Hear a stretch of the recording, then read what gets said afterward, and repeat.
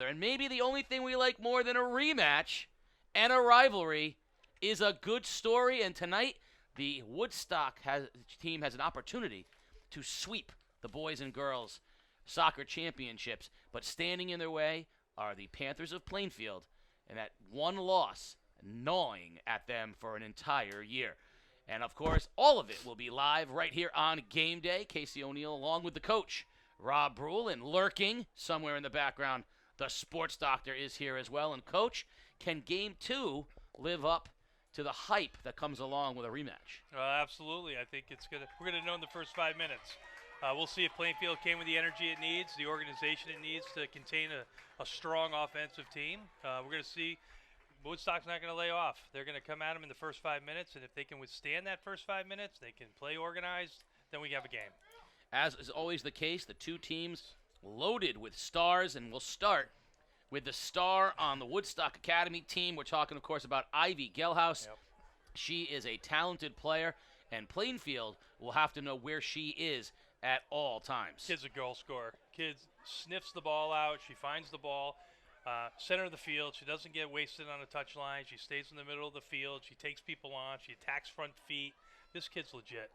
On the other side of things, Plainfield, there's no shortage. Plainfield, of course, the land of sisters. You've got the Dagenais. You've got the Carlsons. 9 of them. They're everywhere. The sisters are everywhere. But maybe the most important player on the field today for Plainfield, Izzy Newberry. Hurt in this game a year ago. We saw her go down. She is as healthy as she's been, and she's going to make a go of it tonight. And we are ready for action. Of course, Plainfield, the beautiful all-black uniforms. They stand out so well. And Woodstock in the whites and the blue, and we're ready to go. Yeah, this is going to be a good one. Coach Snelling, Dennis Snelling, said this is one of the best Woodstock teams he's ever had. So that's a lot coming from him. So right off the early tip, we see the two teams setting up. Tell us what you see from the Centaurs and from the Panthers. It looks like it's going to be a 3-5-2 from Woodstock. They like to attack. They like to get forward. They look already in the 3-5-2. Looks like more of a 4-5-1 kind of look for Plainfield, 4-4-2 kind of look for Plainfield. So they'll play a little bit more defensive, try to stay organized. Right off the bat, Plainfield has a little bit of control in the midfield. They'll play it through. Lindsey Price was operating. Now they'll play it back through the line to Emily Moran. And then a control by Newberry. And she puts the ball onto the foot of Kate Carlson, who heads down into the right corner. Looks to get a cross off, and she does. Dangerous ball, rose through the middle. Nobody there. Put back and finally headed out. But a nice start for Plainfield with an early opportunity. A little bit of pressure put onto the defense of Woodstock. Yeah, I was talking to the coach, John Zaleski, before the game in Plainfield. He's aware of that gap in between the back four and the midfield line. He wants to make sure that that gap doesn't get too stretched. If he does that, they can contain the speed and strength of Woodstock. Well, as is the case when, of course, I am a big proponent of goalkeeping. If you didn't have a keeper, there'd be a lot of goals that would go in. So we got to talk about the keepers. And both of them, on one side, we've got a veteran, a senior, Woodstock Academy's Irene Skeetis. And on the other side of things, a sophomore, Madison Pearson. And so the tale of two age groups here, a veteran goalkeeper and a young goalkeeper. Yeah, you got Woodstock Zaya. She's the best goalkeeper in the league. She's getting touted by many schools. She's legit, lightning quickness, great hands, and just reads the game really well. And there she is right there. Calm, cool, collective, And I like the outfit, nice bright yellow, in case I have any doubts about where she is at all times. And then there's the power of the foot, 50 yards. Drops it right on midfield, and it's a good battle right there. It may not seem like a lot, but that's a lot. In the middle of the field, a young player wins that 50-50 ball. So we'll get a Woodstock throw, and in it goes. Again, looking at all times where number 8, Ivy Gelhaus, is, and she'll be searching for the ball and her familiar number 8, and that's the first player that both teams look for. So the opposing coach says know where Ivy is, and Plainfield, of course, is going to mark her all night long. Yep. Well, you can already see Plainfield, they give up something, they're going to get numbers back behind the ball. They're going to try to get organized, not let the ball get ahead of them, over their heads.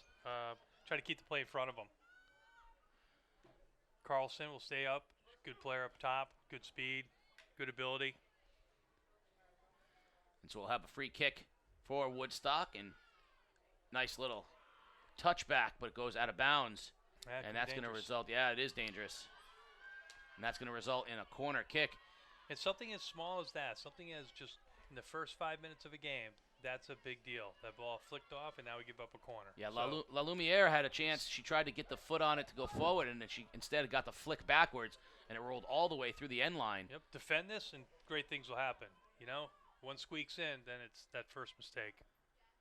Corner kick, high, middle of the field, and a chance at a head ball turned away. Ball loose in front, and stepping off her line, Pearson comes to collect it. So Angle had an opportunity at the head ball off of a really nice pass from Gilhouse. I love seeing that with the female game. You know, a kid to get in there with the head, to get a little, to get busy after it.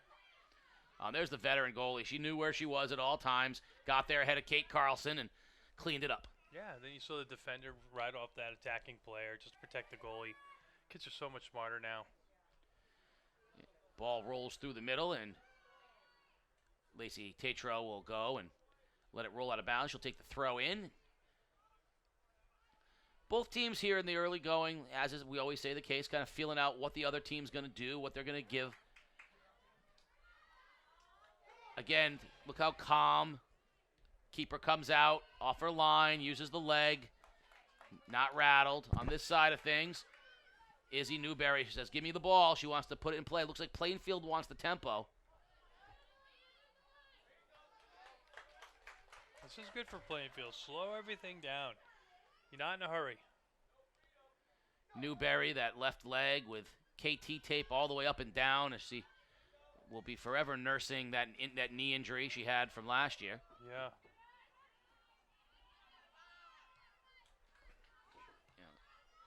High ball, Woodstock chases on, put up into the air by Carlson. Now on to the foot of Saracena, and no whistle as Saracena tumbles to the ground. And yeah.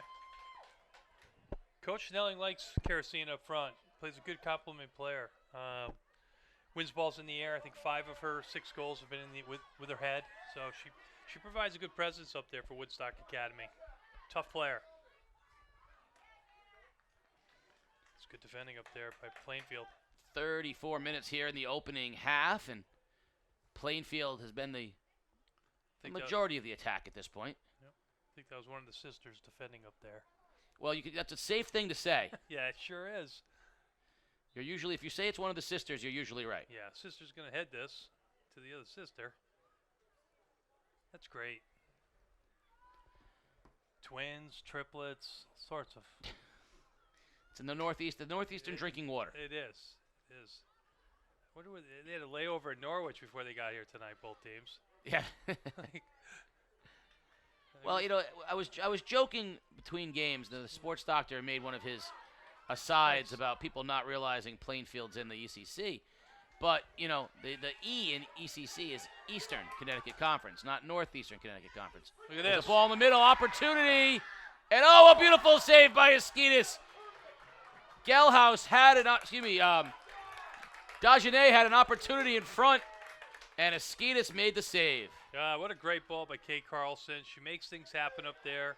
You think she's not going to get to it. She gets to it. Great opportunity there. So, you know, the E stands for Eastern, not Southeastern. And I know we get very possessive of our conference here in Southeastern Connecticut, but the Northeast has produced, you know, a lot of great teams in these sports, and Woodstock has been a premier team. And, you know, we talked about Plainfield, the girls, but the Plainfield football team we mentioned earlier last year, they're, you know, one loss team, only lost to Killingly, and they're looking to make a run toward toward a state championship as well. So, I mean, the Northeast alive and well. There's a nice move. Ooh. In front. Oh. No whistle. It's a ball, and there's an inadvertent handball. No whistle there either. Yeah, we're going to get that free kick. Yep. Well, I was talking to somebody in the stands was saying how 4 teams just won the conference. 4 teams. Well, Woodstock. In Plainfield. In Plainfield. Yeah, and Woodstock just won the volleyball championship last night, the boys championship here in soccer. So, I mean, I got news for you, Southeastern Connecticut. Northeastern Connecticut's making a play for your conference. So, you're going to have to step up Basketball season's coming up, though, and I know the ECC prides itself on its southeastern Connecticut teams, but good for you, northeastern Connecticut. That's right. I got the Griswold Plainfield game might be the most important of the games coming up at the end of the year. Yeah. In football. Cleared out nicely. Oh, nice little touch over the top by Plainfield. And running on. Well done, Carlson. She is so dangerous.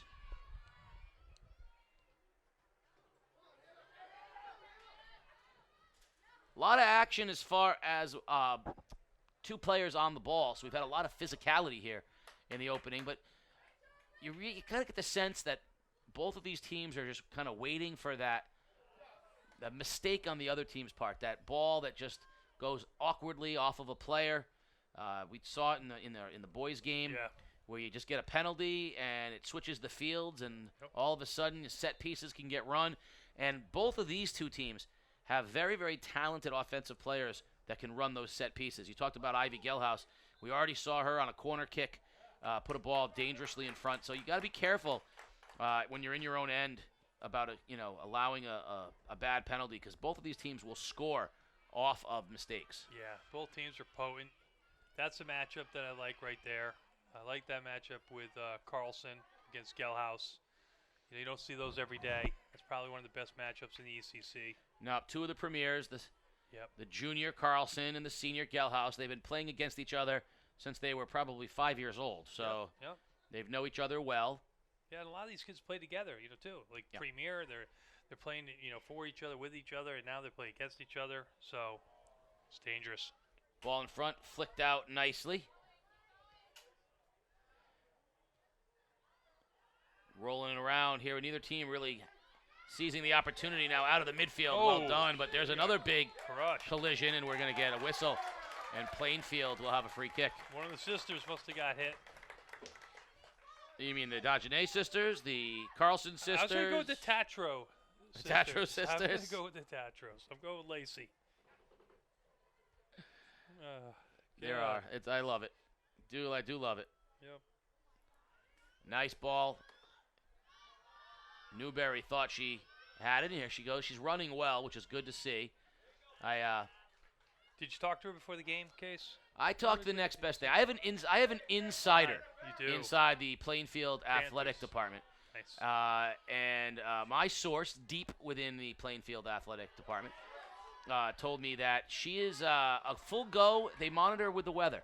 When the temperature starts to get down to near freezing, they tend to get her off the pitch because the knee doesn't respond that well with the cold. They're still nursing her back from her injury. Yep. But as long as the temperature stays warm like it is tonight, she will get a lot of action, and she's moving really well. Yep. Probably as healthy as she has been since we witnessed the injury a year ago in this awful. game. I still remember it. It was awful. Great player. And, nice job stepping up. And the sports doctor, you got something for us. Yeah, hey, Casey, I just talked to Coach Dennis Snelling from Woodstock, and he's a little concerned right now. His team is not getting enough touches. Plainfield seems to be controlling the pace and the tempo, and they're on their heels a little bit. So Coach Snelling wants to see more touches and more ball control, Coach, out of his team. Yeah, I couldn't say it any better. Let the ball do the work for you. Don't be in such a hurry. You're too good of a team technically to just hit one touch and go forward with it. So you're right. I'm glad Dennis saw that. He'll make adjustments. I think part of that, the energy that Plainfield has come out with is in part to the fact that, again, Woodstock has beaten them in the two most important, situations that they've had over the last 2 years. They beat them for a championship a year ago, right, and they've given them their only loss on the season. I mean, from a Plainfield standpoint, how do you not come out with, incredible energy, focus? You want to beat this team, perhaps, unlike any other team on your schedule. Yeah. And so Woodstock has the sort of, and there's an opportunity for Gelhaus and out of bounds. Woodstock, on the other hand, they're not the underdog. They're not the one chasing. No. They're chased. To beat the girl, to be the girl, you got to beat the girl. Right. Well, Woodstock's they're the girls. They got until Plainfield can beat them. So they're playing sort of the champion role, and sometimes that can be a little A little quiet, nice opportunity in front, but out of bounds, and it'll be a goal kick for Plainfield. So, I mean, I think it's no surprise that Plainfield is playing with a sense of urgency. How could they not? If you can't play with a sense of urgency in a championship game against a team that smacked you around twice, well, when can you get it up? Exactly. I think with these guys, too, Plainfield added Alexis Price down there in the midfield, number 18, young player, freshman. Older sister in the back, 12, Alexis. But I'll tell you what, Lindsay Price is the real deal. That center midfielder, she can play. She's a difference maker, and that's the difference between this year's team and last year's team. Here's a little opportunity for Woodstock in the other end. Ball put in front. It's loose. That's always dangerous, but cleared out well by Carlson. There you go. A lot of space. Making a run. It's got to be his sister. Little touch to the outside. Newberry with an opportunity. Newberry touches and gets tripped. There's going to be a whistle, and there's going to be our first real, legit opportunity for Plainfield. Yeah, it's great break for them. You know, they made things happen. The pass went forward diagonally. They're making things happen for themselves. So let's see what Plainfield opts to do. And now you got a freshman on the ball, so it shows you John's confidence. Lindsay Price on the ball. Everyone else far post. Going to make a run. Let's see where they go. You want to get up higher if they're going to give it to you. Oh, keep your eyes on Newberry. She's sneaking in a little bit closer. Yep, for a little flick. Price, and that was what we call a flat-out mishit. Yes, we're calling that jitters. That was a flat-out mishit. That was wide right and high. That was just a that's a freshman. Bad hit. Yes. Now the nerves are out. Next one will be better. And the keeper will take the goal kick and clear it out of there.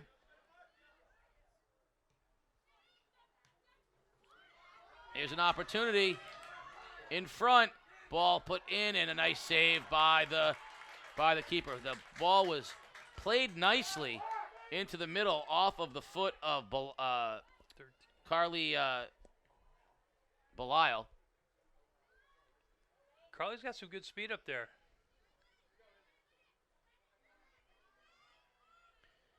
Plainfield now with a couple of opportunities. Oh, nice little flick right there. Woodstock, though, still unable to really control. Now here's a chance for Gelhaus. A little overlapping run goes with McDermott and knocked out of bounds. And McDermott will take the throw. Yeah. Lacey Tatro, good defending there. Tractor runner. Give him a throw in. Don't give him a corner. You get the sense that Woodstock is a pass away each time. Plainfield's energy has really been what's keeping them in the game. But Woodstock right now very composed. And like you see here, one pass away. Nice touch. And running through the midfield now. Plainfield with an opportunity. Oh, good through ball, but nobody home. Nice thought. Dagenet had a nice thought. Put it through the midfield, but no one there.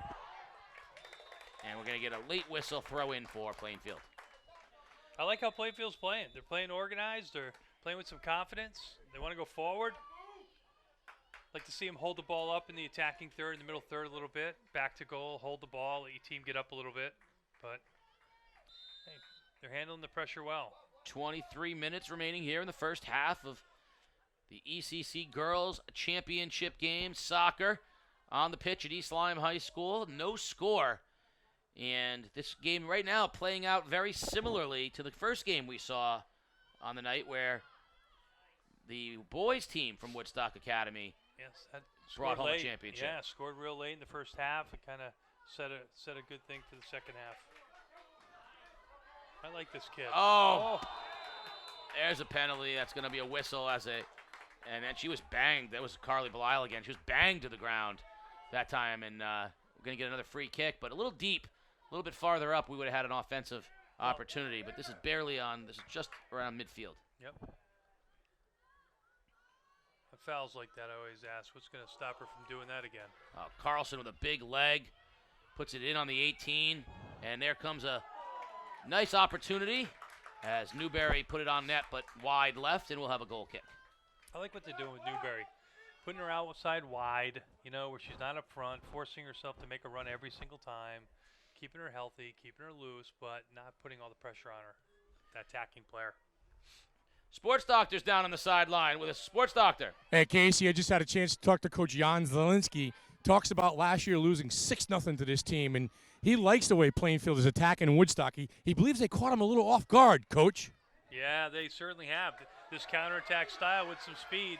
Here's an opportunity for Belial, the speedster, and she bangs it out wide right. And you know what? Good for her. You know, this is one of these games. All you want to do is make the defense aware that we're going to put it behind you. You want their defenders facing their own goal, and that's what Plainfield's doing right now. Yeah, you know, I think having a healthy Newberry on the field means a lot for Plainfield. Right. That was really and last year, that game, Plainfield came in with lots of, they were young. Yeah. And they were on the rise. Yeah. It was the first year of what they thought would be a run. The Carlson girls, the Prices, they were all very young. Yep. And they walked into a buzzsaw. They watched Newberry go down. As she was a sophomore, she gets injured. That 6-0 score, part of me says that game could have been 2-0. Another part of me who said that game could have been 10-0. Right. It got out of hand. But what a sort of, you see teams on the ascension, and that's a good example of Plainfield. Last year was the young team. Now they got a little more, veteran leadership. They're a little older, a little more experienced, and you can see there's no fear out there right now. They're playing toe to toe with the champs. Yeah, they are. They know they're legit. I mean, they got 10 premier players who play all year round now. They've caught up to everyone else. They're no longer a surprise. The town expects them to perform well, and they are. Plainfield should be proud of this product. Very good team, well coached. Great kids. They're giving Woodstock a handful right now. Heads up play, putting it back to Moran, and she played it up through, and Woodstock will take over on a errant pass from Plainfield. Throw in will come from Saracena. There's a dangerous ball through 3 people. Funny how that can happen, and it just cleared out of bounds. But last year, that ball would have went out for a corner kick. Right. This year, Alexis Price knocks it out for a throw-in, live to play another day, get organized. That's the difference between a year. In the second half last year, that ball would have clicked off of a Plainfield defender and gone into the middle of the field, and someone would have scored. Yeah, and gone in. So I mean, you can see it's good to be better, and it's better to be lucky. Yes, I'd rather be lucky. I like to be good and lucky. I'm greedy. Yes. Plainfield really dominating the physicality on the field right now. They're playing a much more aggressive game than Woodstock, and they got called for it there. So we're going to get a free kick off the foot of Bryn Kuznarowitz. Kuznarowitz approaches. Big ball, dangerous ball, headed out nicely. And there's Belial to turn and flick it. Off it goes over to Carlson, and Carlson off the ref. And Woodstock here has an opportunity. Oh, nicely done. Plainfield doesn't allow it. Out. And Belial just a little bit too strong for Kate Carlson. The name we haven't called much, Gelhaus. We haven't said her name in a little while. She's been a very quiet person here in the early going. Yeah, they'll sub her back in, soon. On the outside, Woodstock clipped out of bounds. This is where this is where Woodstock needs to be careful. Don't get too anxious too quick, because with Izzy up front now, she can put one in the back of the net. Really, Woodstock has not really found an offensive rhythm. They haven't found any real sort of passing to each other that's been really and defending like that. Yeah, like defending like that. Coming back to defend. It's a great trait to have. And this Plainfield team did not do this last year in the championship game. They're doing it this year. They're calm. They're composed. Gelhaus back into the ball game for Woodstock. So an added measure of defense will be put out there on her. She's going to be marked again at all times. But again, games like this, we see now down 17 and a half minutes remaining in the half. This is right around the time where things started to break in the other game. Yeah. And it was East Lyme, and East Lyme was dominating the entire half. Yep. And then a mistake occurred in the Woodstock end. They were able to take possession and score off of a set piece, and then really never looked back after that. Right. And now you look, Gelhaus is back up front. Now you'll start seeing Woodstock calm down a little. Play to feet a little bit more. Long ball looking for Saracena. And just cleared by Carlson. We're going to get another sub into the ball game for Woodstock. A lot of different bodies in the game here in the early going. Throw in for the Centaurs. Dangerous ball. Nice step up. Defensive Plainfield. Ball in the middle. Always a tough spot. Headed in front. And out comes the keeper. Pearson cleans it up for the Panthers.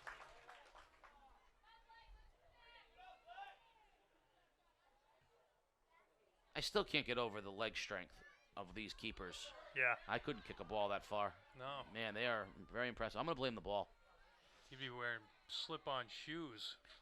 Well, after you told me that these new balls have plutonium cores in them that sail the extra 40 yards, that's all. And the ultralight cleats. That's right. Imagine what you could have done. Oh, my God. I actually could have ran fast. Oh, beautiful move by Gelhaus.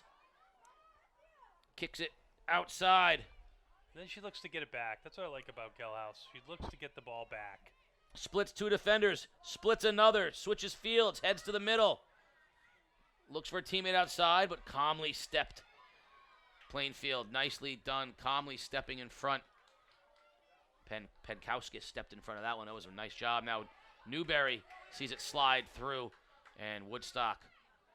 Oh, there's a mistake on the Woodstock end. That's just putting pressure on the ball and not doing anything more than that, and you win a throw-in.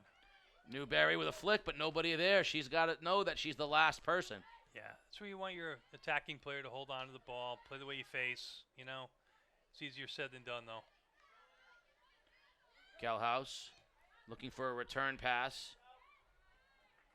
I like how organized the Plainfield teams in the back, tracking runners in the defensive third, talking to each other. It's a sign of a good team. They're getting a little high right now, which can hurt you, but they've been doing it all year, and they're 17-1. So what do I know? Carlson stepped in nicely and plays it out long to Penkowskis. Penkowskis, she's a hard player out there. She gives them some toughness, some physical play, and she's been the one kid that's matched their intensity, Woodstock's intensity.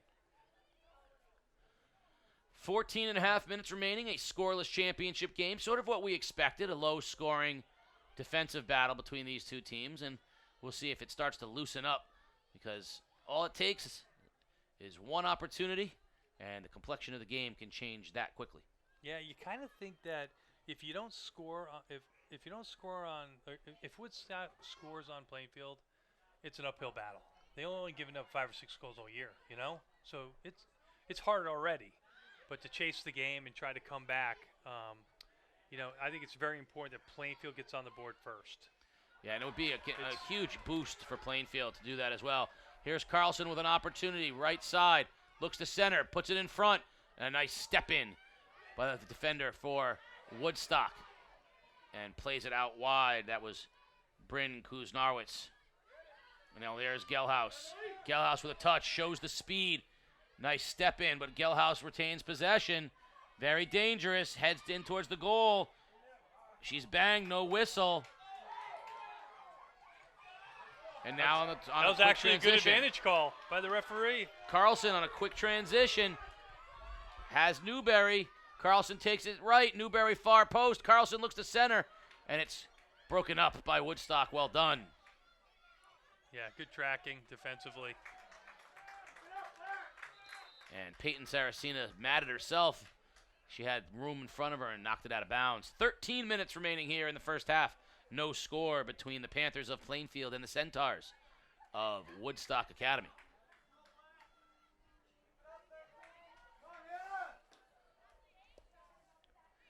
So a throw in. Plainfield. Emily Moran will throw it in. And we'll do, no, kept in, no whistle. Good touch. Nice step in. touch. Carlson. Far post. Carlson, far post, looking. Oh, she was looking for Newberry. Just came up a little short. That was a good great ball. idea. Yeah, the Carlsons are players, and Yeah. you can see that there's a lot of confidence. Plainfield still dominating the tempo right now, dictating pace. You feel like Newberry's just waiting for one chance to get that ball without the defender sitting on her. Yeah. Like to see some balls slotted in on the ground. Oh, nice ball, Carlson. And we're going to get a whistle. Dagenet that time had an opportunity. We're going to get a whistle. Penalty against Woodstock. So Plainfield will switch fields on the offensive.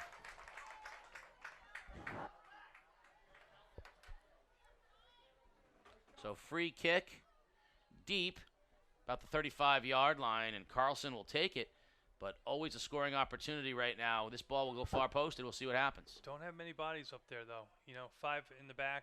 You're really playing pretty conservative. They're not going to get burned on transition. They No. want to get this one on maybe a little chaos, low liner, and head it out. Nicely done. Now Woodstock will look to transition. But Plainfield, nicely done. That was Dagenet. That's good stuff. The sports doctor lets us know the Woodstock coach Snelling is very, very frustrated with his team right now. He feels they're playing very complacently, and he wants to see them pushing up on offense. Feels they're sitting back, too content to play in the defensive end. Yeah, but Well, right here's now, an opportunity, but Plainfield's going to sit back. They're not going to let Gelhaus beat them. They're going to mark Gelhaus, but there's a nice job, little touch. Gelhaus put it out to Engel, but there's the Panther defense, calmly clears, and now they'll reset. Yep, get organized.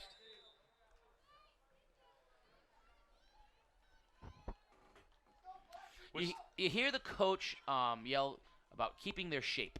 Yeah. You hear that term a lot. Tell me a little bit about what is he talking about when he says keep their shape? Well, you don't want all 10 players in the same 20-yard by 20-yard space.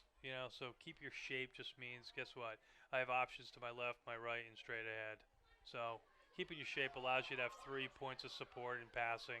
Let you have angles. Let you have natural support, with your teammates. Passing angles, passing lanes. So that's what it means by keep your shape. Get all wacky when you get into a straight line anywhere. Like 3 center midfielders all in straight line. That's never a good thing. Battle on the ball and no whistle. Finally, we get one, and they'll call Dagenet against Plainfield. So quickly, Kuznarowitz comes up on the ball. She wants to make a play. Here's an offensive opportunity from the 40-yard mark for Woodstock. Yeah, and Plainfield's deep. Plainfield's real deep in the box. High It's ball trouble. on goal. It's in front. Nice job. Plainfield D puts a leg on it, but it's kept in by the academy. Out in front, anybody's ball, and an opportunity for the Centaurs, and a head ball goes high. Yeah, they dodged a bullet there. That could have been tough. No one shut the ball down, so they got free surface into the box, and then kid just ran on, free header. Yeah, Aislinn Tracy had a chance. Got the head on it right in front. There was no defender. It was her one-on-one with the keeper, but head ball sails high, and goal kick as we're now down under 9 minutes remaining here in the first half. No score. Yeah, it's been a good first half. Very impressed with Plainfield, and I think everyone roots for kind of the underdog. And I think you could say that they are the underdog here, even though they're 17-1. Yeah, hard to believe. But these deep kicks, these are trouble. The deeper you go, the more trouble you can give yourself. Especially with the leg of Kuznarowitz. She'll put this thing right on the 18, Yeah. maybe even inside on the box. Exactly. And that's where it's dangerous. Then it's a penalty. You bang somebody in the back, and you got yourself or it goes off you. And it's Have that's that why I happen. like holding an 18. I love holding 18 and let my goalie do her job. ball put in right on the box, as we talked about, but wide right, and it'll be a keeper.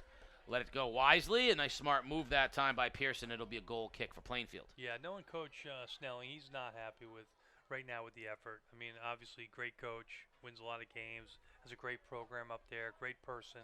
He'll make adjustments at halftime, but it's one and done, one pass and done, one pass and and they got to. He's right. They got to connect the dots a little bit better. They got to knock the ball around, be a little bit more patient. Make Plainfield work. It's a nice job by Carlson putting it back in the middle. Dagenet battling for it. She's a tough player. I like her. I like the cleats. Yeah. Looks great.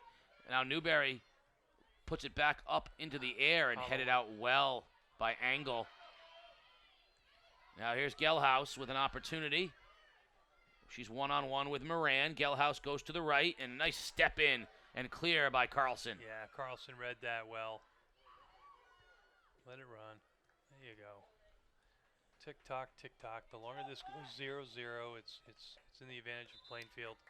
7 minutes remaining here in the first half, and it's hard to believe a team 17-1 would be considered the underdog, but they got blitzed 6-0 last year. They got blitzed 3-0 this year. Right. They're down 9-0 the last 2 times they played this team. Let's be honest. Woodstock has how many towns coming to come to Woodstock Academy? 265.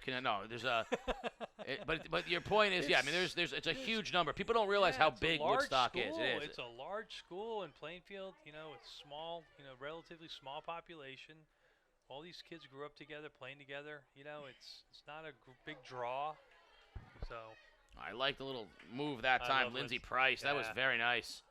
See, I'd like to see Izzy just hold the ball up there. Just hold on to it. Play the way you face.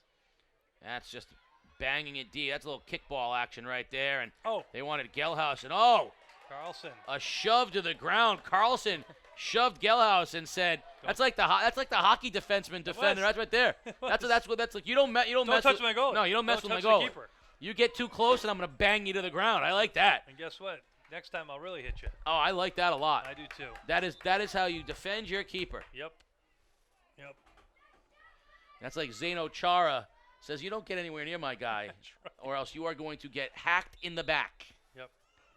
Now I like this. I like this little change by John. To put Katie Carlson up front. I like this. Backs are getting a little tired. He's going to give Newberry a little bit of a breather, slide her back a little bit. Yep. Let the Carlsons do some work. There's Newberry now, puts it back in front. That's a good ball. And Woodstock, miss hit. We're going to get a corner kick. Yeah, these are the little mistakes that happen. Is it the night of the Panther? We'll see. Yeah, see if the kick can get the head on it. DiGiacomo and Carlson did a nice job that time battling for the ball, and it forced Woodstock to miss hit, and we're going to get a corner kick. Yep. Can't see. Yep. Carlson, high back post, and they got a foot on it. They got what they wanted out of it, and we're going to get a whistle. Deflection will be a corner from the opposite side. That's exactly what they're looking for. I think that Carlson would have liked that ball about 5 yards shorter than what she hit it. Yeah, a little lower. Try to drive it in there. So we'll see. We'll see if they can get something on this. They're going to send La Lumiere to the far side, and she'll take the corner from the far side. 4 minutes remaining here in the half. Where you find out who's fearless. A lot of contact. You got to be willing to get physical. And she put it on goal, and that's off the keeper. We're going to get another corner. So she went low near post, and out came the keeper. Esquitas came out and got it, but knocked it out of bounds, and we're going to have another corner. Yeah, I'd love to see a player on the keeper. You know what I mean? Just be there so she doesn't get a freebie. Yeah, have someone near post with her. It's one of those things on a corner. Just, hey, anything can happen. So put someone on her. And that's not a hard save if there's no one there. Correct, but it's a crazy hard save. If there is someone there, absolutely, 100%. Yeah. And that's where those deflections sneak in. Yep. But then again, I'm not 17-1. He is. Yeah, but I'm being paid to talk about that, so that's why I'm gonna. So I'm gonna. That's right. So there. You're gonna listen to the coach. Listen, coach, you might be 17-1, but my job is to talk like I know more than you do. So how did you have someone on the near post? Oh man, 3.5 minutes, 3 minutes and 10. This clock is going quickly. We are only 3 minutes away from halftime, and I feel like the last 10 minutes have been really, really dominated. So as much as Coach Snelling is imploring his team to move forward, Plainfield hasn't allowed it. Plainfield has kept the pressure on the Woodstock half of the field. It's, you know what? If Woodstock would just play out of the back, play to feet, keep it on the ground, they'll have better success. But until you can't make these adjustments until halftime. He's going to have to adjust. Keep the ball on the ground. Move it. Move the ball. Nice throw. You sense that Woodstock again Just wants a little bit of room. Get the ball on Gelhaus's foot. Right. And there it is, middle of the field. There's a touch and a nice clear out. Oh. Ball goes off of the Woodstock player. That was a nice ball, but it banged Tracy in the face. And that was probably a break for Plainfield because Tracy was in a position where she had a touch on the ball. Yeah, she did. She had a great opportunity. And I'll tell you what, when Woodstock does keep possession up in the attacking third, they're dangerous. They are very dangerous. And it starts with number 8, Ivy Gelhaus. She is the premier player on the Woodstock side of things, the senior. And Plainfield wants nothing to do with her having touches here with only a minute and a half remaining in the first half. Yeah, she reminds us of Alex in the first game. She's the Alex Kaczynski, yeah. Yeah, she's the Alex Kaczynski of the girls' game, and she's legit. These are the moments. Here you go. What? A minute and a half left. Corner kick. Every time she's near the ball, the air comes out of the building. Yep. Everyone inhales because you're waiting for something to happen. Yep. High in the middle, dangerous. Nice job heading the ball out. Puts it back in, and out comes the keeper to clean it up. Nice job by Pearson. And quick transition. I like that. Yep, exactly. Let them know you're going to go after them. Dagenet, nice little touch pass. Oh, through ball. They had Carlson they were looking for, but couldn't get there. Now we are at minute remaining in the first half. No score. Woodstock and Plainfield. Oh, nice steal by Plainfield. Opportunity, Dagenet. Oh, she should have controlled. Instead, she used space and got burned. Cleared through the back. Tatro loses it. Here's an opportunity. Gelhaus with a touch. And, a missed opportunity off the foot. Still in. Of McDermott. Oh, he called it. McDermott had a chance that time, but couldn't get there. This is where I walk. 20 seconds, just walk. You had a great half. Kick this up into the score. Kick it up to us. Live to play another day. Go into halftime 0-0. 15 seconds remaining. Carlson will take it. And Coach subbing. Good subbing there. Eat more clock. Yep. Tick-tock. And a high ball will come down and go out of bounds, and the clock will tick off with one. Great job by Plainfield. And we are at halftime. Well, if there's such a thing as a thrilling 0-0 game, we've got it. We are at halftime, scoreless, Plainfield and Woodstock. And we're going to bring the sports doctor in, and he'll talk some sports here at halftime. The sports doctor, as always, brought to you by the sports doctor. You bring yourself? Yeah, I've got my own sponsor now, too, so whatever. Sports Doctor, you're brought to you by GameDayInTheDay.com and the Sports Doctor podcast. How could you forget? You have a podcast. I do. You've been a guest on my podcast. Twice a guest. Coach. Jake, don't go anywhere. We'll talk to you in a little bit, too. We'll put Jake on, right? Yeah, we got to have Jake on. Come on, Coach, Jake. 0-0. A couple things I noticed at halftime, too, out there in the field. Obviously, Woodstock coach is very concerned about their kids lying back and not pushing up. Yeah. Is that just being lazy? Is that just watching the play instead of taking the play to the Plainfield? Yeah, hey, let's give Plainfield credit. I mean, Plainfield came ready to play. Yes. I think they surprised Woodstock. Yes. I think their attitude and their energy surprised Woodstock. So guess what? Every game, something, you have to show up. And I think right now it's not a matter of what Woodstock's doing. I think it's a matter of what Plainfield's doing. Okay, so just like game one we talked about at halftime, put yourself now in the Woodstock huddle. Right. Right now I'm saying, how bad do you guys want this? How bad do you want this? Yeah, gut check. It's gut check right now. It is. It's gut check time. It's guess what? And I always did positive, negative, positive, and you try to always start it with positive. Hey, listen, 0-0, we didn't play well. But then you go into, what can we do a little bit better? And those kids know what they can do better. Right. So they'll sit there and tell you, hey, guess what? We need to play quicker. We need to do some things better in the attacking third. Right. And you just go out there and say, okay, this is how we're going to execute. Now put yourself in the Plainfield coaching in the circle. Now, are they happy that this game is 0-0? I think they're extremely happy that it's 0-0. I think right now they're not disappointed that they missed an opportunity. I think they're right where they need to be. This is exactly where you want to be in a tight game, championship game. Last year, it wasn't even a game at halftime.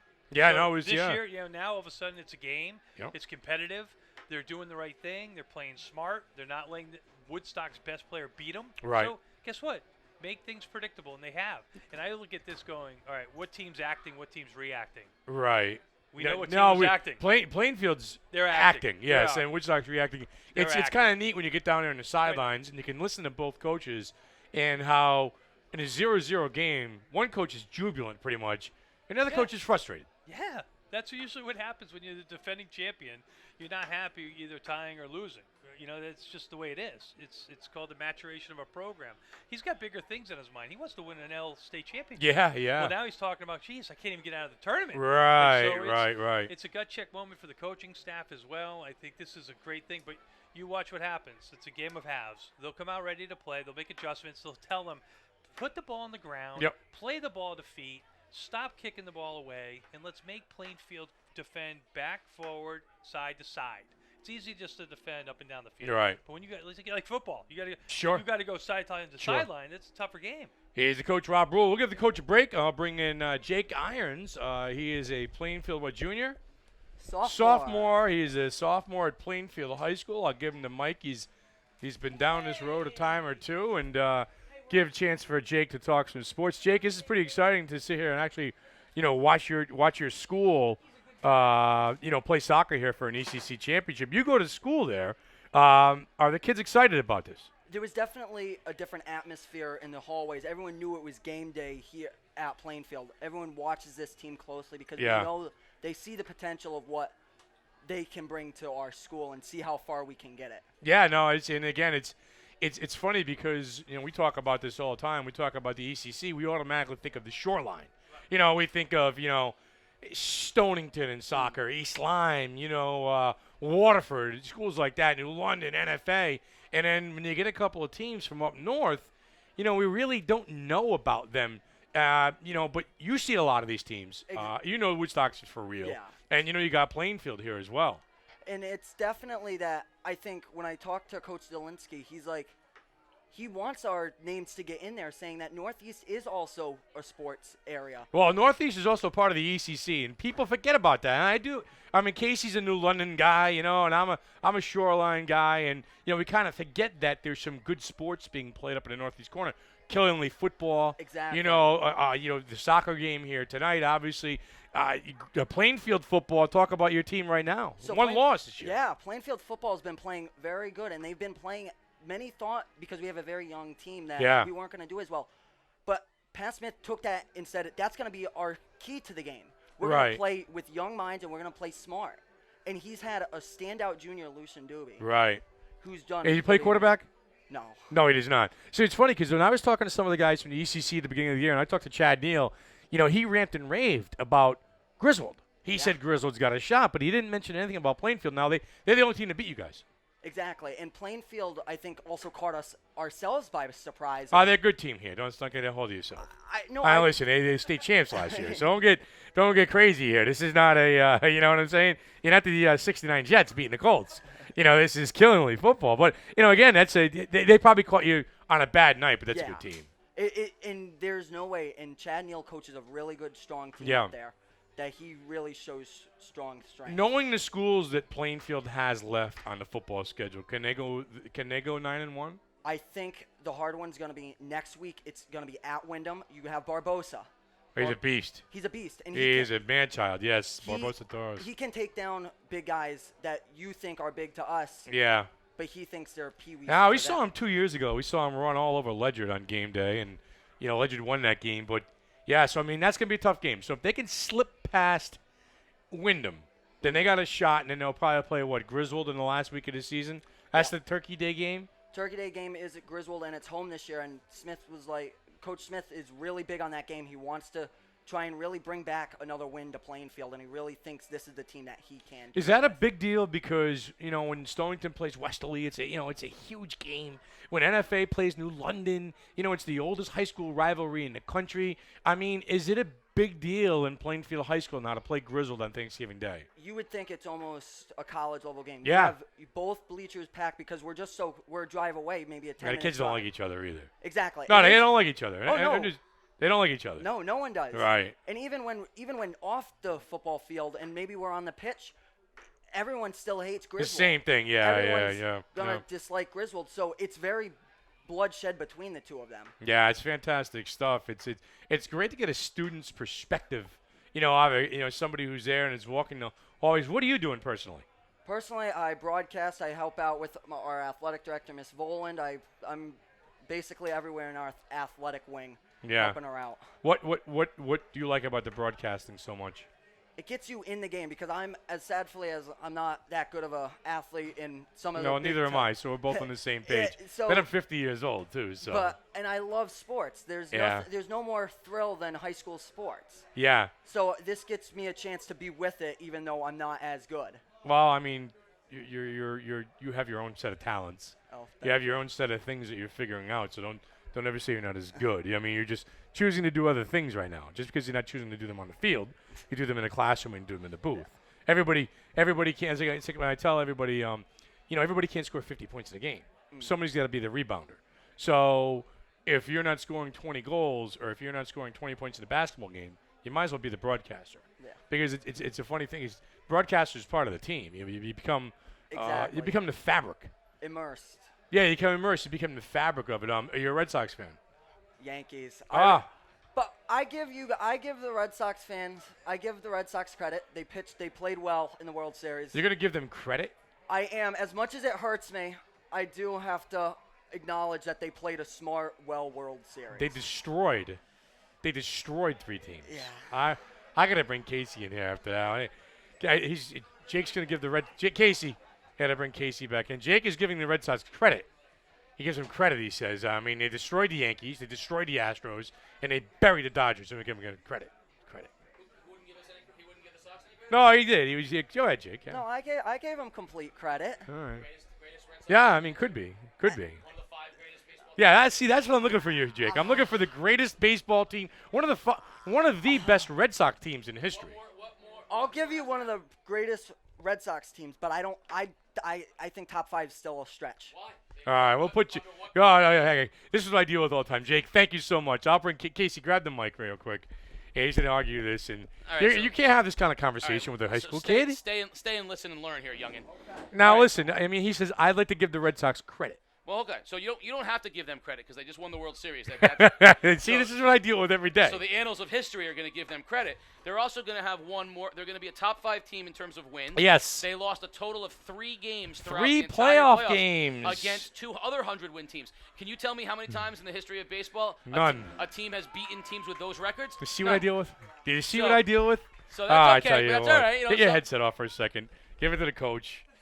I tell you, this is what I like about it too. I give somebody else a chance to get bludgeoned by Casey. Is that a word? Yes. Bludgeoned is a word. I love it. Bludgeoned by Casey O'Neill. You want to start on him, Coach? No, I love it. Guys, great call. Have a good second half. Hey, thanks. Now we got to wait for the good doctor to take a half an hour to get over to the other side of the field. Listen, I don't think I don't bludgeon. Have I ever bludgeoned you? You know why? You've never bludgeoned me. And you know why 'Cause that I'm is? a Sox guy. That's well, why. oh, that's because you're handsome and smart and all those things. But thank no, you, thank I don't bludgeon you because you know what you're talking about. And I'm what am I gonna do? Challenge you in the world of soccer? This guy over here, I can bludgeon him. I can smack him around left and right. Rob, this is what I deal with. Hey, sports doctor, I give you a lot of credit. You know, I do. Listen, you're tall. You're tall and you have all your hair, sports doctor. So what else can I do? Oh, you know what? I'm gonna say this right off the bat, right off the initial ball. The energy of Woodstock is different. There's a little shot on goal. The energy of Woodstock is different. 5 people up early already. Plainfield's gonna have to catch them in a transition because Woodstock, there you go, stepping up.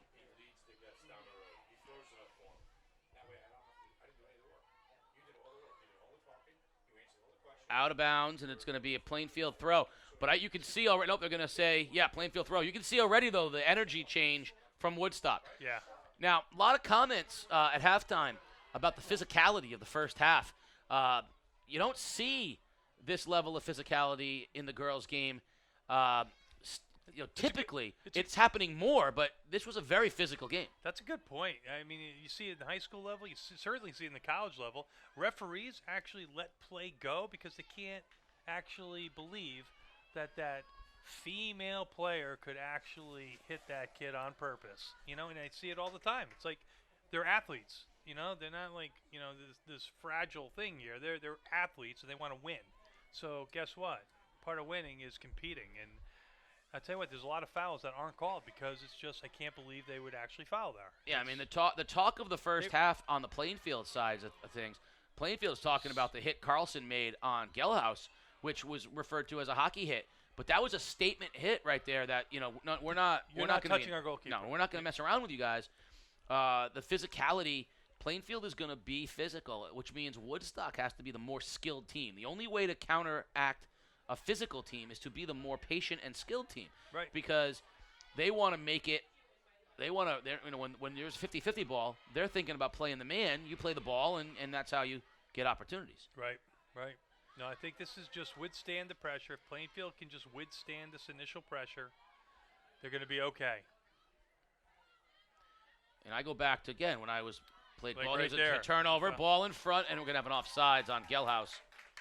When I played goal, I had two former football players as my two main defensive players, and they basically played football on the soccer field. Yeah. I mean, Todd Meadows, who's built like a Mack truck, was my right defensive back, and all he did was just Hit hammer people all the time. Now, 90% of the time it worked. The other 10%, I had three guys in front of the net and no defense. But it's hard to get hit all the time. It's hard, and right now, I don't know that Woodstock is used to getting banged around like this. But here's a nice little touch pass up front, and already we can see that Pearson is much more active as the key. She's going to have to come off her line a little more here. Yeah, and I like Gelhaus making the diagonal runs up front now. Make Plainfield defend it. Well, that's a nice ball that got through. Stepped up and hit by Tatro. And now going in the other direction. Woodstock through the midfield. A lot more energy, though, from the Centaurs.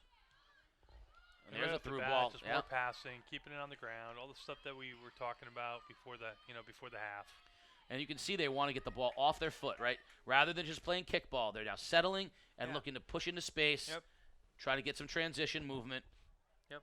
And if you watch the bench, the bench cheering them on. They haven't sat down over there, So. Well, here's an opportunity for Woodstock. Angle will throw in from the sideline. They move 7 out wide. So they've made a few adjustments here. Woodstock has. Gelhaus turns and just poked.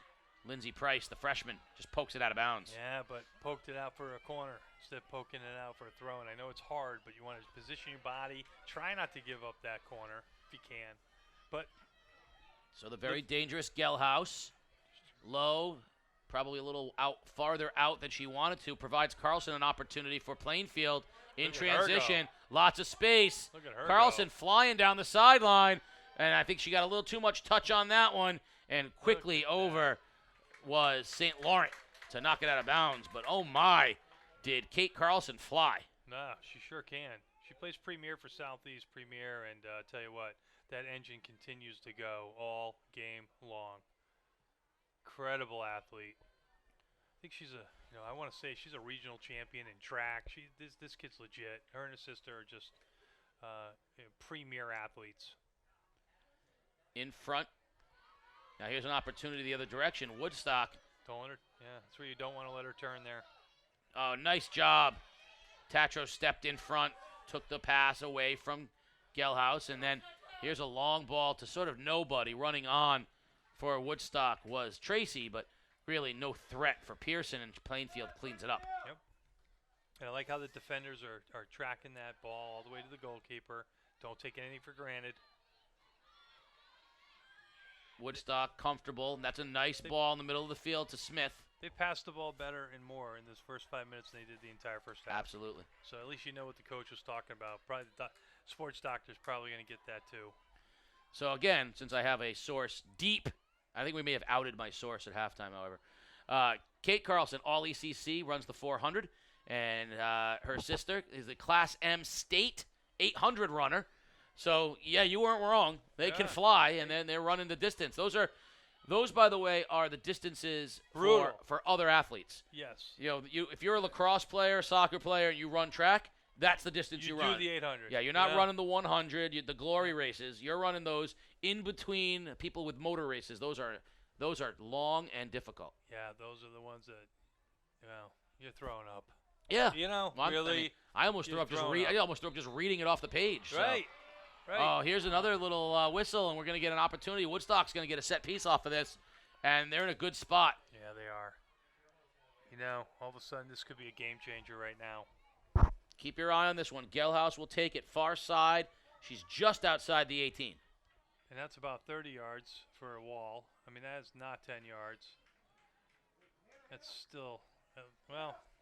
She can get this on over, around. Let's see what Gelhaus decides to do with it. The playmaker. High, arcs in front, and a save made by Pearson. But it will be a corner kick. So another opportunity for Woodstock. Pearson probably wisely just banged it away. A little small ball, a little two-man system here. Good, Carlson read it. Yep, Carlson comes out, so Gelhaus, but they get it out to her. Nice move, oh, beautiful, left foot in front. And cleared by Plainfield, and Carlson is running in space. She's got Dagenet, but Woodstock now, they want to press, does Plainfield, but instead Woodstock has a chance. I thought Plainfield had an opportunity there. Yeah, and I really like how Plainfield actually got up in the attack. The back four got up, you know. It's putting pressure on Woodstock to get back, to stay on sides. Tracy in the midfield for Woodstock. Puts it all down the sideline now. Back into the middle with a touch is Saracena. Well won. And the keeper will come off her line and clean that one up for Plainfield.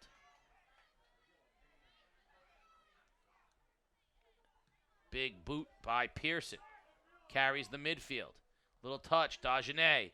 Puts it to Carlson. Carlson keeps it on her foot, splits two defenders, and then she's shut out nicely. Two Woodstock defenders just shut together and forced her hand. Now there's a missed ball. The speedster Tracy for Woodstock trying to run on.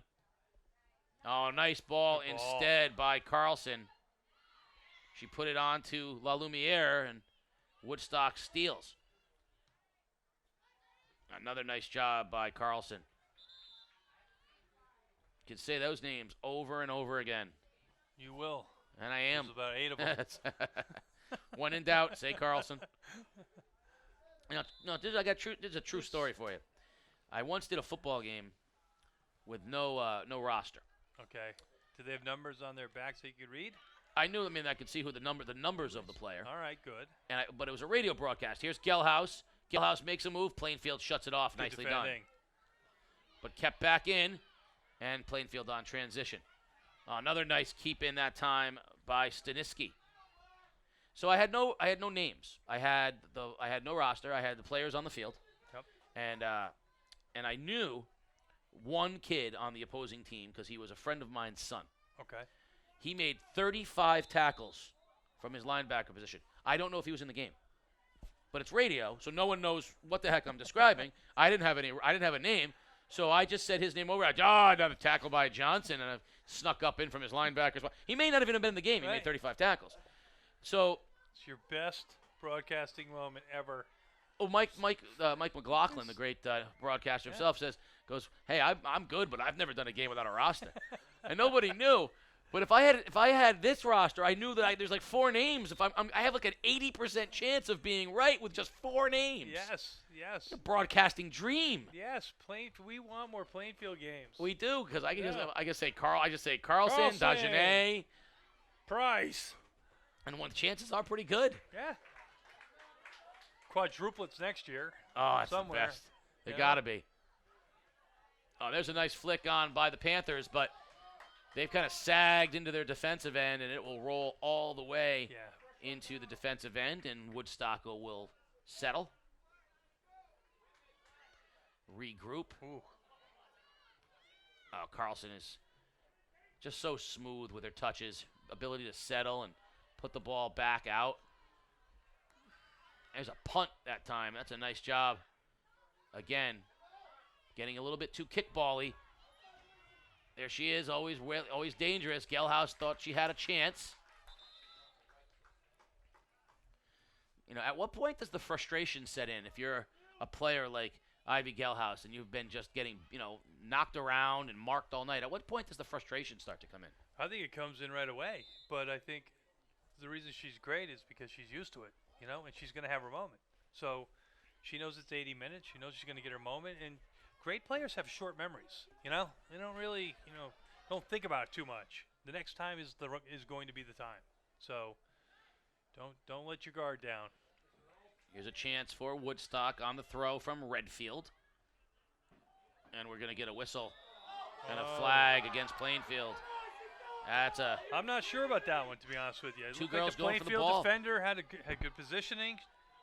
Woodstock kid stopped. That's a let them play right there. You Yeah, guys I there's think so. two people battling for the ball. And when do you see it? A referee makes a call.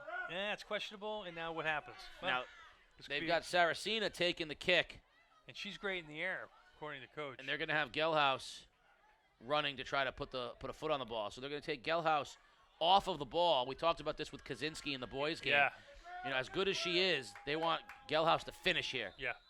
Skim it across, flick it on. Saracena approaches. Good ball in front. Loose. Opportunity. Blocked. Cleared by Carlson.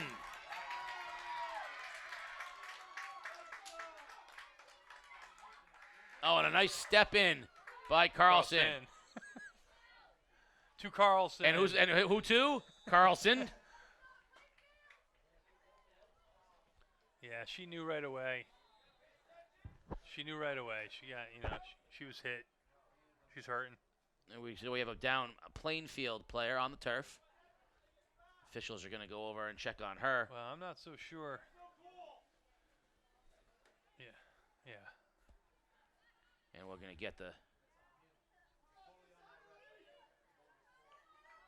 So the two teams are now... This is eerily similar to a year ago. Yeah. Where Izzy Newberry went down on a play and didn't come back in. And, of course, her injury was a significant one that has followed her for a year. I mean, she's still just coming back off of that. So we now need to hope that this is not as significant an injury for Plainfield. Yeah.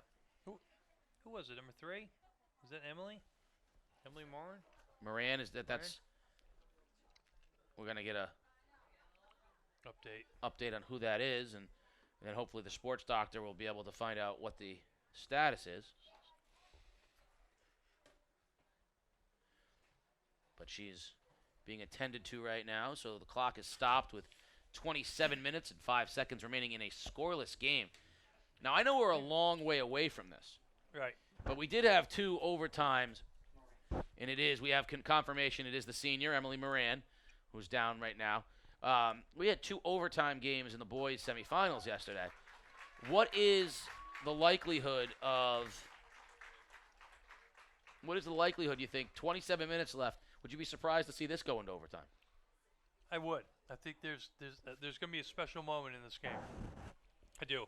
This has the flavor of a special moment, I think it could be a Carlson with a flick on and a goal, or a Gelhaus up front. I think it's going to be good. I think it's going to be a goal. And hey, we should do a little shout out, actually, a special shout out to Woodstock. A young lady's in the hospital, did make the game. Number 3, Ashley Laframboy. She's in the hospital tonight, couldn't make the game, and her team's thinking about her. The whole Woodstock family's thinking about her. So, shout out from us here at Game Time. Just want to make sure she gets healthy quick. And we're going to get the play back in action, and Woodstock will control.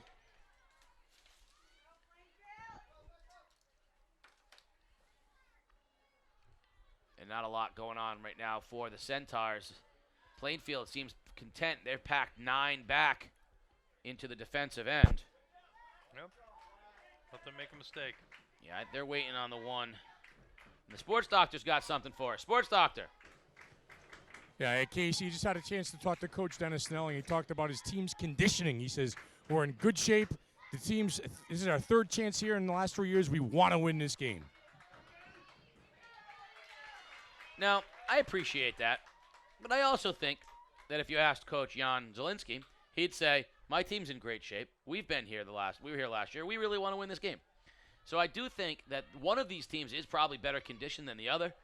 It's rare. I find it to be one of the least talked about things in high school sports is the conditioning. Yeah. Because it's true. Somebody's going to be better conditioned, and it usually shows itself late in the game.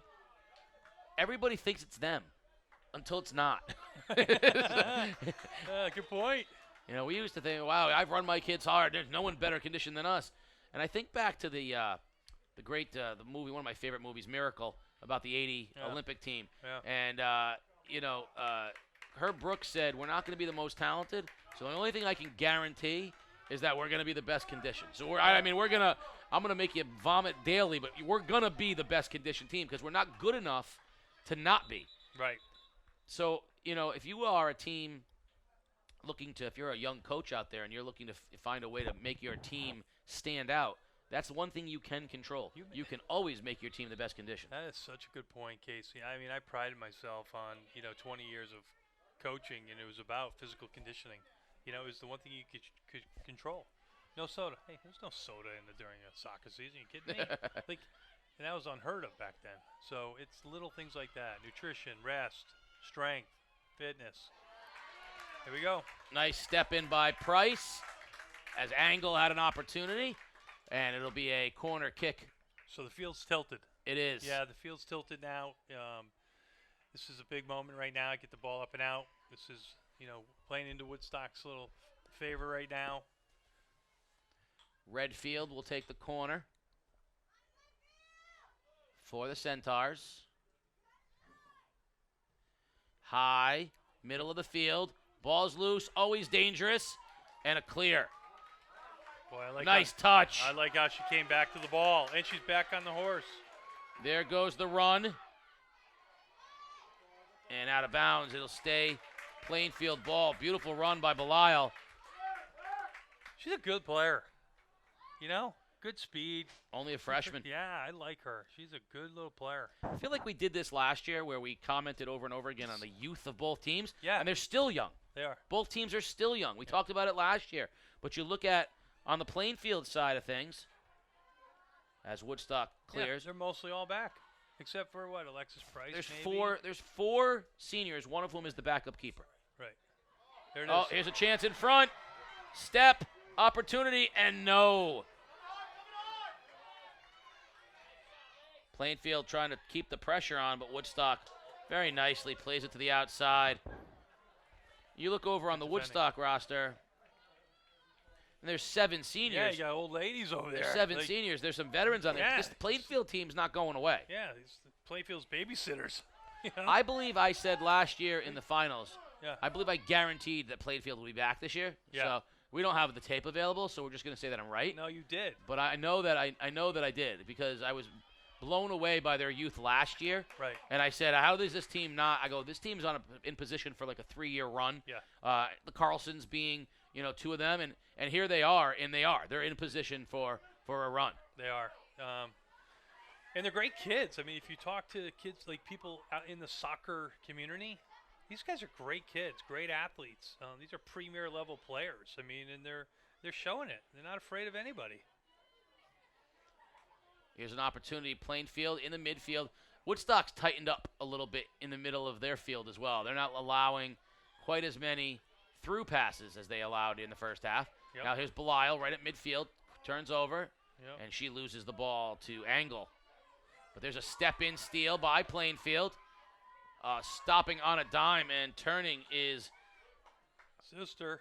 Penkowskis, and now out of bounds on the far side. Very impressed with Plainfield, how they're playing. Fearless, confident. There's a nice touch. And a long, hard shot low to the ground, then a save. Nice save. Woodstock. Esquitas.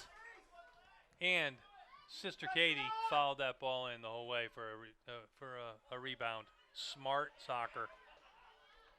There's a step out by Carlson. In the midfield, she gets it back. That freshman saying, "Here's, you take it." Up, dangerous ball. But who's there? Number 10. Another Carlson. And she beat everybody to that ball. That's a That ball foul. was in position. That's a foul. That was a through. That was one of those through balls that had danger written all over it because it was about who was going to be the fastest to the ball. Carlson won it. Yep. And luckily, Gelhaus was not in the game during that ball. That would have been exactly Where last year, Yes. Gelhaus would have been in the game. Yes. Difference that of a moment. year. Difference a year makes. It is. It's not luck. Hard to believe we're down to almost 20 minutes remaining in this thing, and there's no score. And it is getting tighter, and the intensity on the field is amping up. Who will make the first mistake? Who will capitalize on that mistake? A goal kick. Yeah, she tried to knock it off her to get a corner, just couldn't do it. Smart play, though. You know, with last game, we were talking, it was 1-0 at this point. Yeah. And we were talking about when do you start, sliding people up. Right. You're getting into crunch time where whoever makes the first mistake, this goal is going to hold up. Yeah, this is usually a one-goal affair, when you get to this point. And, realistically, if you're Plainfield, to lose could be tough. this thing This could 1-0. be tough. Oh, that ball's loose. Yeah. Oh, and beautiful opportunity. Carlson got there. Fearless. No one thought she was going to get there but her. Just She's the only one that thought she was going to get there. And her parents. Yeah. They knew. And I think a 1-0 loss would be devastating short term for Plainfield after having played as well as they've played. Yeah. But I also think that long term it would be an additional motivating chip because they're all coming back again except for a handful. It would be, you know what? Now it's our time. It's our time. On the other side of things, Woodstock, I don't think it's a devastating loss. They're defending champions. They've won. And they really haven't earned this yet. I mean, they've been outplayed by Plainfield up till now. But, if they lose, they could see it as a changing of the guard. It could be the start of the Plainfield era in girls soccer. So, from a confidence standpoint, I think Plainfield survives this easier than Woodstock does. Absolutely. Absolutely. Your Woodstock, you got some people graduating, and one of them's last name is Gelhaus. And also your keeper, who's one of the premier keepers. So your scorer and your keeper are both on their way. Yeah. Whereas if you're Plainfield, you're looking at this girl right here and many others and say, welcome back next year, because that senior class next year with Newberry and Carlson's, and that's going to be a heck of a senior class. Yeah. And then there's still plenty more behind them. Plenty other sisters.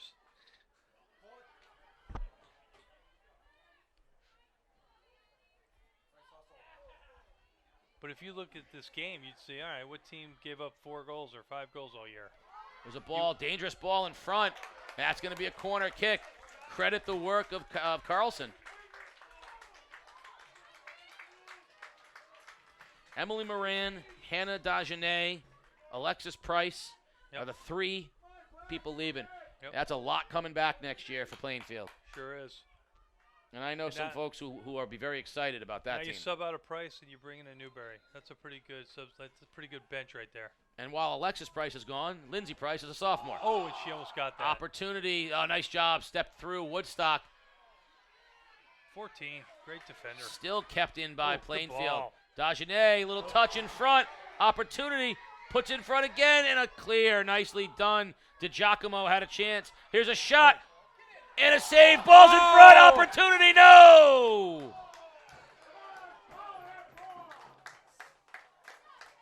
Ripped shot.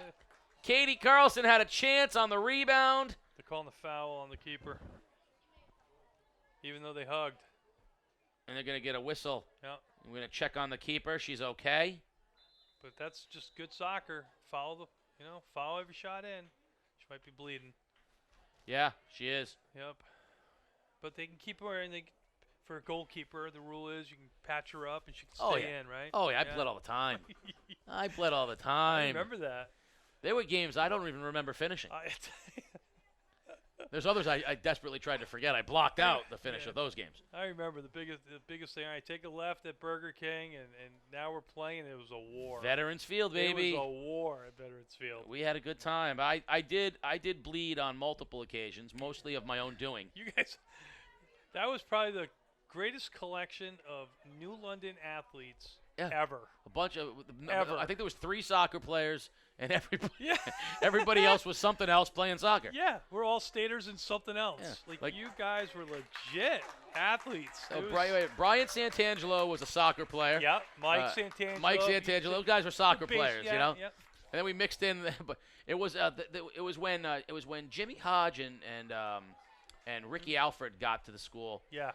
Because we talked before about soccer players and scorers. Ricky Alford was just a soccer talent unlike New London had ever seen. A Division I college player, and nowadays it seems like we grow them on trees around here. But back then, a Division I college player was like an incredible rarity. You could carry him, and Ricky was that. And Jimmy Hodge, who's a 6'3" swimmer from the Virgin Islands, showed up one day, and he had that scoring knack. He was not a great skilled player. He just knew how to put the ball in the net. And those two combined with some football players, a couple baseball players, and a couple guys who hung out in the auto shop a lot, and we put together a decent football team on the soccer pitch, the football team of the New London Whalers.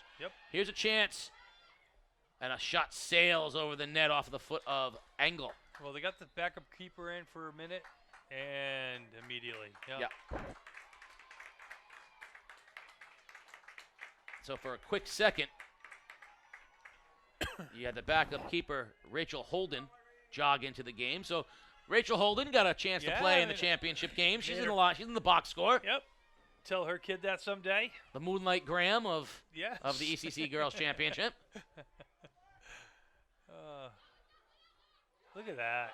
Very intense. The sports doctor said it is very intense on the sidelines right now. Well, sure it is. Ooh, a little shank. Here's an opportunity.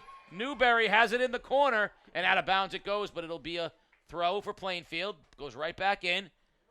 Dangerous ball, middle of the field. But a very calm turn up the field. But an outside touch.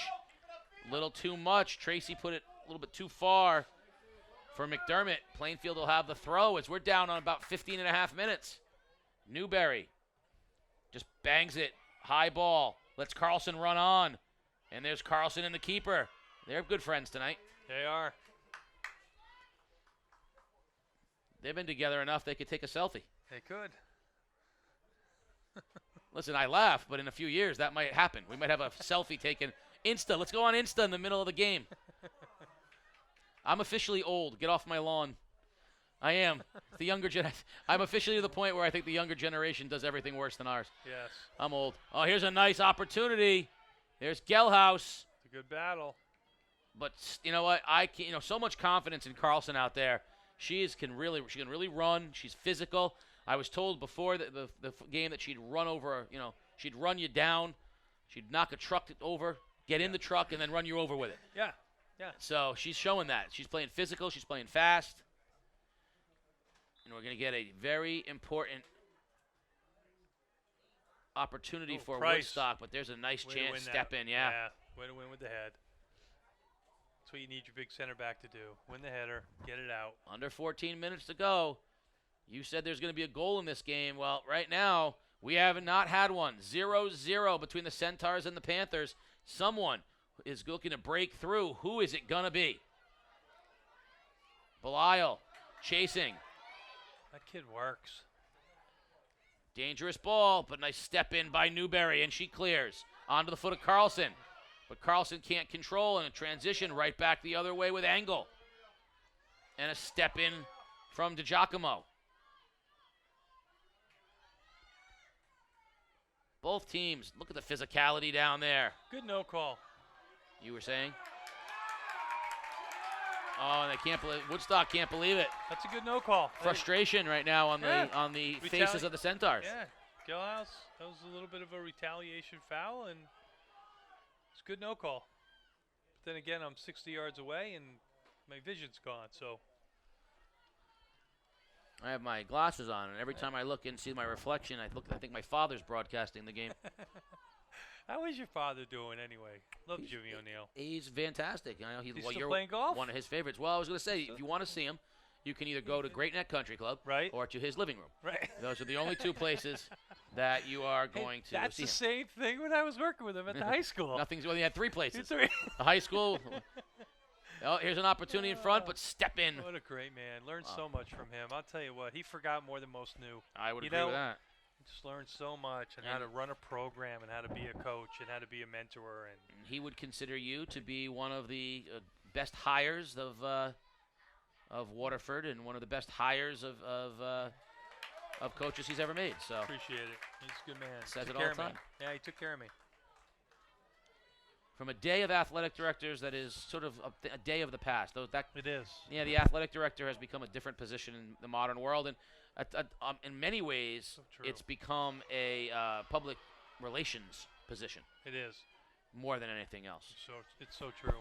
You know, you have to be you know what it is? You have to be a communicator. That's what they should call it. Carlson cleans up, but Oh, bad shot. Saracena puts the ball on net, and a nice anchoring of the line by Pearson. Sports Doctor says it is getting chippy down on the sidelines. One of the Sports Doctor's favorite terms. ooh, is she getting up? That's Dagenet. She is. My favorite cleats. Woodstock turning up the tempo a little bit. There's Carlson. Oh, physical. Dagenet can't get there. She does. She wins it. Look at this. Puts it out to Carlson. Look at Carlson this. tips it back. Dagenet. Oh! And she's tripped. And there's the whistle. Best This opportunity could here. be it. 11:30 remaining in the ball game. Take your time. Right from the Plainfield, 25. Take your time. So about 30 yards. Follow it in. Don't hit it into the wall. About 30 yards out. Carlson will take it. Yeah, Carlson, don't look at anyone else. Just look at that ball and crack it. Kate Carlson, the junior. 11 minutes remaining. Approaches. Bangs it. It's up, and it's just over the crossbar. Carlson let it fly, and it sailed high by a foot. That was a cannon. She wants that one back, though. She couldn't hit it any better. Can Plainfield capitalize and keep the pressure on the Centaurs? Can they keep it in now? Yep, win this ball. Win this one. Newberry There keeps you it go. in. There you go. Carlson running on. She's going to get there just at the same time. Nice move. Puts it towards the middle. Oh, beautiful job. Kept back in. Oh, nice touch from Saracena. Now Woodstock looking to turn tempo. What a great soccer game. Yeah, it is. Two best teams in the ECC large, and they have done a fantastic job toe-to-toe all night long. You have. Still no score. 10 minutes remaining here in the ball game. Newberry with a mishit. And it goes into the Woodstock end. And we're going to get a whistle. And no, play on. No, they fouled each other. Play on. Penkowskis. She's played a good game. 16 over there. She's played a very good game. Back to Carlson. Looking for a through ball to her sister. No can do. Coming in the other direction. There's a step in. Nice touch. Dagenet can't get there in time. And here's an opportunity. Gelhaus on the outside. Gelhaus with the steal. Oh, and she couldn't beat Penkowskis. She couldn't beat Lindsay Price. Yeah, she couldn't beat the little freshman. The freshman stepped in and stoned the stepped up senior. and said, see you later. I love it. Fearless. Panthers are playing with some guts. Love it. Oh, that's a good transition ball. Saracena. She's taken down, but no call. That's Carlson. Carlson looks for her sister. Can she get there? No, cleared out by Woodstock. Kept in, though, by Plainfield. Very, very physical. Angles limping out there for Woodstock. She's a little banged up. She goes on the outside with Tracy, and she loses it out of bounds. 8:45 and counting. And the blood pressure of the Plainfield and Woodstock faithful is on the climb. Yeah, this is where you kind of say, all right, next shot. The next shot could be the one. I mean, you are now down to where whatever, you are almost to game-winning goal time. Yeah. And who's it going to be? And you just sense Plainfield has dominated all half. You just sense that someone like Gelhaus just wants one opportunity. Yep. One shot on goal. It's going to be Gelhaus or Carlson. One of them is going to get a shot off that is going to make the difference in this game. 8 minutes remaining. Who is it going to be? Here's the opportunity. Triple team, though. They're not going to let Gelhaus get near the ball. Nice job, Price, the senior, as opposed to Price, the freshman.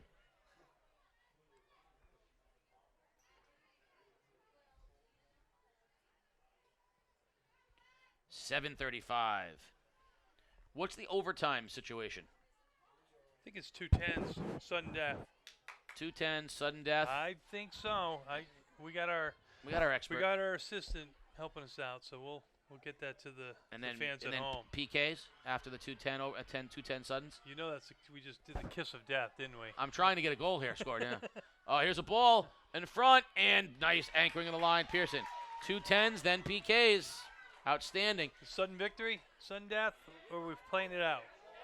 Well, you said we were going to get a goal. 7 minutes remaining. I'm starting to wonder, but right now these two teams are laying it all out, so we could see a mistake and a goal.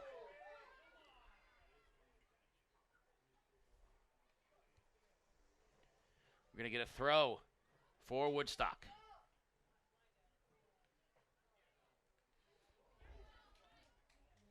Battles left and right. Sports Doctor's got something. Sports Doctor. Yeah, hey, Casey, you're exactly right. Plainfield coach, they don't want to lose Ivy Gelhaus. They want to mark her wherever she is on the field. They want to make things very, very difficult for her in the last 6.5 minutes of this game.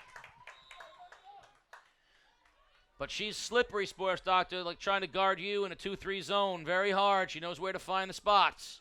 And she is a senior looking for a championship. And they are a dangerous breed. Woodstock very calmly settles in the middle of the field, but Plainfield keeps the pressure on. Good win. Penkowskis again, and we're going to get a whistle. I always love that, when you hear people say, "Well, he got the ball first." I'm like, "Well, that's not if the I rule. get the ball first and punch you in the face." Yeah, that's not the rule. Doesn't say that. Doesn't rule doesn't say touch the ball first, and I can whack you with a kendo stick, and everything's okay. It's a foul. I'll tell you though, Ashley Angle has gotten. She's gotten beaten up right now. She is limping around down there. Angle's been one of their more physical players for our Woodstock, and it will be a Woodstock kick. You know who's done a really nice job is 14, St. Laurent, on the back for Woodstock. And I have a better appreciation watching the defenders against great players. Look at her track. There we go. Opportunity, Newberry puts it on the foot of Carlson. Carlson, physical, keeping the ball. Oh, what a beautiful steal by Carlson. Heads to the middle of the field. Shoot it. Rips one and puts it on goal, but it's in the save. You never know. Wet night. Squirts out. Under 5 minutes remaining. Kept in by Dagenet. Plainfield keeping the pressure. Saracena for Woodstock. Oh, look at Newberry fighting to keep it in for Plainfield. But Saracena for Woodstock in the middle, looking to transition. Through ball. Carlson steps in front and beats everybody to it. Gives it to Dagenet, who flicks to Newberry. Newberry to Carlson. One girl to beat. Can Carlson get there in time?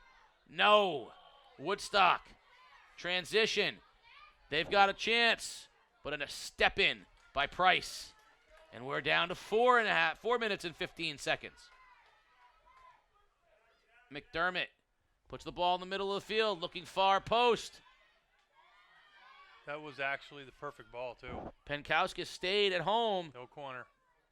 Battling, physical, Penkowskis, but she loses. There's a touch. There's a high arcing shot, far post, and it just goes wide. What a ball by Gelhaus. Yep. To get that on goal. But it'll be a goal kick. And Plainfield right now starting to play on their heels a little bit with 3.5 minutes remaining here in the ball game. No score in the ECC Girls Soccer Championship.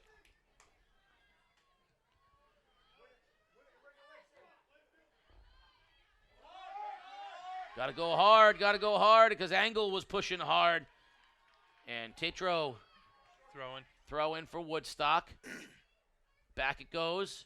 There's a dangerous ball, far post, in front, loose and cleared. And running up on it and getting a nice piece of foot was Converse, but she sails it over the goal. 3 minutes and counting here in the championship game, and we are still scoreless. The blood pressure's up, the hearts are racing, the exhaustion on the field, tension that only sports can provide. Carlson and Dagenet back to Carlson. Woodstock's dropping a few more back. Oh, and a beautiful ball by Dagenet, but a flick nicely done by Smith. Woodstock, now Plainfield with a chance. Newberry, oh, but nobody home. Just waiting for that one ball. That one ball to bounce right. Each team. Oh, beautiful touch, looking for angle. And it'll be a Plainfield throw. What team is more confident in overtime? Tonight, I think both are.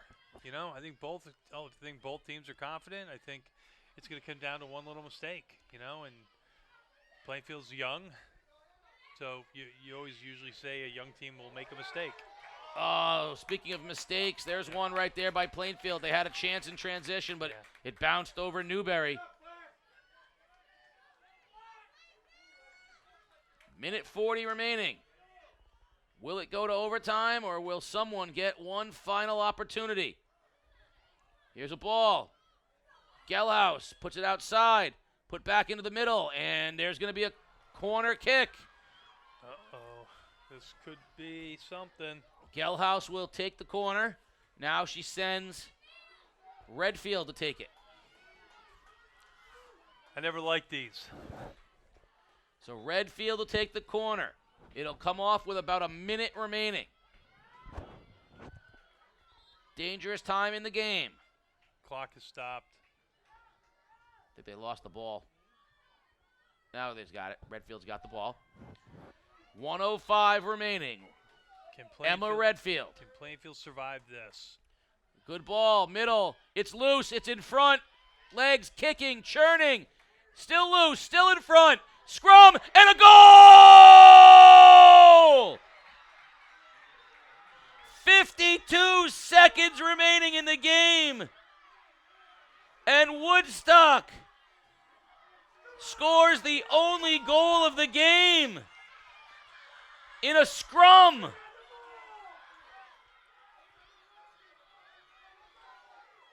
I don't even know who gets credited with the goal.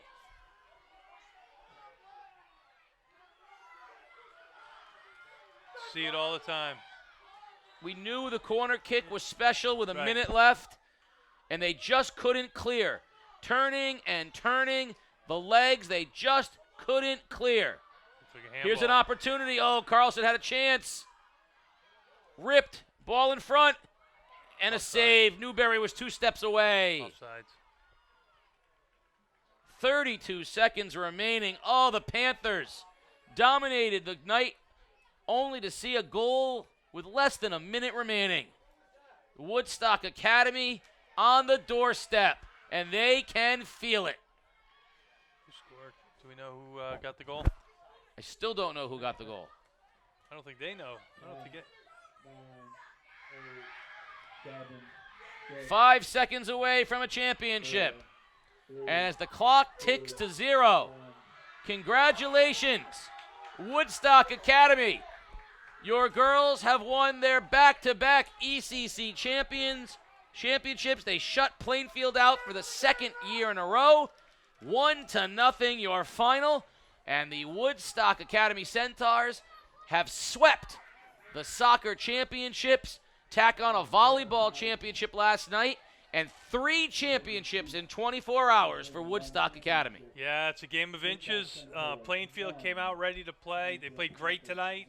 Unfortunate to give up something like that. So all you have to do right now is give credit to Woodstock and, give credit for Plainfield. They came ready to play, So that's all that matters. Woodstock champions. Plainfield, nothing to be ashamed of. Yeah, Plainfield played a fabulous game and 1-0 loss here. A very, very difficult loss to Woodstock Academy. But as we were told earlier, Plainfield has higher aspirations than just this. Plainfield wants to move on and play for a state championship now. So they want to move to the next step.